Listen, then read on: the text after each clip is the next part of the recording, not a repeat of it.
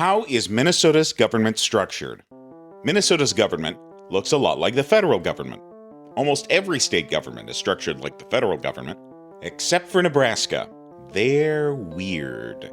Like the federal government, Minnesota's government is split into three branches: legislative, executive, and judicial. Laws are written in the legislative branch, enacted in the executive branch, and interpreted by the judicial branch. But that's another video. Here's what makes the federal and Minnesota government similar. Both legislative branches are bicameral, bi meaning two, and camera meaning selfie stick accessory. Oh, camera is Latin for chamber. The chambers are called the House of Representatives and the Senate. Both executive branches have a chief executive, a cabinet, and many, many departments. Both judicial branches have a Supreme Court, a network of lower courts, and pretty flowing robes.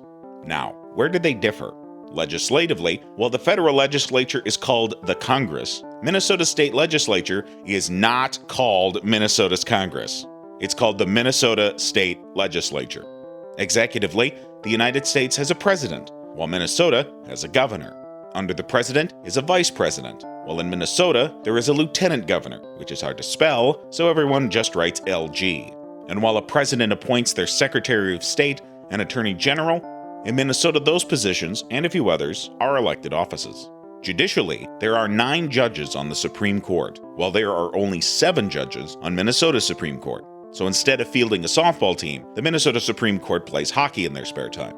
Judges on the U.S. Supreme Court are appointed by the president to serve a lifetime term. Nice gig. Judges on the Minnesota Supreme Court are elected by the people to 6-year terms. If there's a vacancy on the bench, a replacement will be appointed by the governor or the bench coach of the Minnesota Twins. We've only scratched the surface on how Minnesota's government is structured. To go deeper, watch our next lesson about the Minnesota legislature.